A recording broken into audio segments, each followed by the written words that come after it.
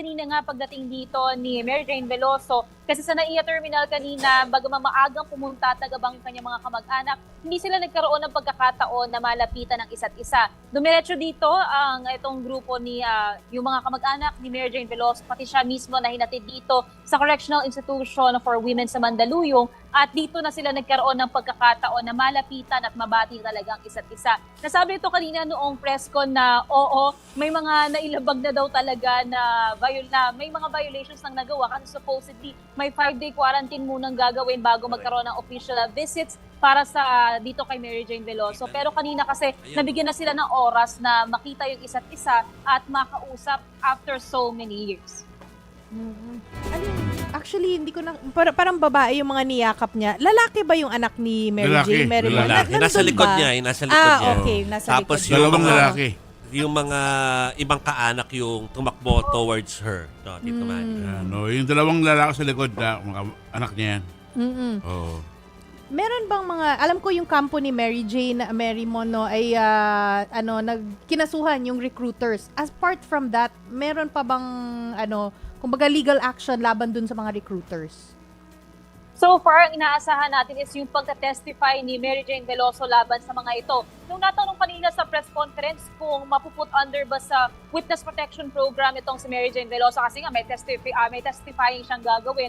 Ang nasabi dito, so far wala pa yung sa napag-uusapan kasi technically convicted pa rin naman siya at PDL pa rin siya. Yeah. So iba yung usapin tungkol dito sa issue laban sa kanyang mga recruiters, iba rin yung usapin sa kanya bilang isang PDL na nandito. Ilan din sa mga napag-usapan kanina sa press conference ay yung pag-compute sa remaining na sentences pa dito sa life imprisonment ni Mary Jane Veloso. Kung paano ma-apply sa kanya itong good conduct time allowance. Since sabi nga meron na siyang 14, 15 years na na-serve na, isasama raw ba yun sa pagkwenta doon sa minimum na 20 years na na-serve para masama na nga siya dito sa possible na makalaya ng mas maaga. Pero so far nasabi sa atin dito, bumuo raw muna sila ng board para pag-aralan lahat ng may kinalaman sa kaso Mary Jane Veloso. Especially yung mga report documents na nakuha nila ay nasa Bahasa language pa. So kakailangan din pa raw itong i-translate para mas lalong mabusisi at mapag-aralan. Pero ang malinaw sa ngayon, 60 days mananatili dito sa CIW si Mary Jane Veloso until magkaroon na ng desisyon ng Department of Justice kung saang pasilidad na siya ililipat. Alam mo, Mary Mon, sa Pilipinas, ang batas ng life sentence is 30 years. No? Doon kaya sa Indonesia, 30 years din o mas maiksi?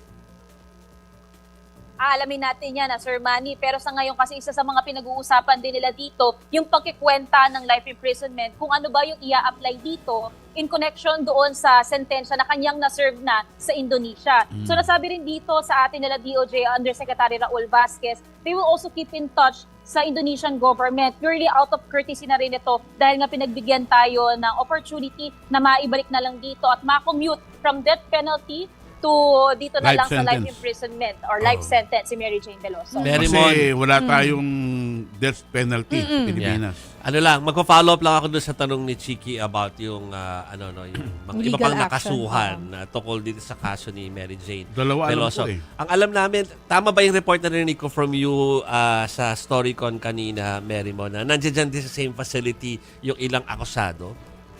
Yes, Sir Jovi. Kaya ito rin yung isa sa pinaka naging concern ng kanyang mga kamag-anak at apela nila sa otoridad na sana raw hindi sila magtatagpo o magpo-cross ng landas nitong mga recruiters niya para daw, to quote, hindi masariwa yung trauma o yung experiences na naranasan nga ni Mary Jane Veloso dahil dito sa mga recruiters nito. Kasi sinasabi nga, ito yung mga dahilan kaya siya nadawit sa sinasabing pagtatraffic ng ipinagbabawal na droga sa Indonesia. Alam ko kanina sabi mo, Mary Mon, no, na ita-translate pa yung mga dokumento na nakabahasa pa, no? Hindi pa kasi naka-Filipino or English yung dokumento. Pero sa ngayon, meron ba tayong alam ng mga conditions na sinet ng Indonesian government sa pagpapadala dito, pag-repatriate kay Mary Jane Veloso? Kung meron lang tayong alam. Yes, Chiki, ang sabi sa atin dito, walang naging kondisyon. Natanong din yan kanina sa press conference kung magkakaroon po ba dito ng pagpapalit ng mga convicted na personalities or PDS mula dito sa bansa natin papunta naman sa Indonesia. Ang sabi sa atin kanina, wala. Purely itong naging negotiation at pag-aapela sa Indonesian government para kay Mary Jane Veloso ay as clean as how we see it. Pero kung sakali raw na magkakaroon ng conditions or magkakaroon ng request ang Indonesian government, lahat naman daw ay mapag-uusapan in due process. Pero sa puntong ito, sa ngayon ay hindi siya recognized as a human trafficking victim. Kasi 'di ba sa Indonesia talagang crime. Drug yung drug. crime talaga. Smuggling. Pero sa ngayon dito sa atin officially ganun pa rin ba as recognized in Indonesia, or are we considering her officially as a victim, human trafficking victim? Nilinaw din yan kanina, convicted pa rin na PDL din itong si Mary Jane Veloso. Ang naging difference lang is yung natitira doon sa supposed na sentence or yung jail time niya, dito niya isa-serve sa Pilipinas. So far wala pang naging changes sa status niya bilang isang convicted na tao. Kaya nga yung panig nito at saka nasabi rin kanina nagkaroon tayo ng opportunity na ma-ambush ka-interview itong si Attorney Edri Olalia, which is yung legal counsel ni Mary Jane Veloso, na sana na nga raw naapila nila sa gobyerno na maibigay na raw ang full clemency or absolute pardon para kay Mary Jane Veloso.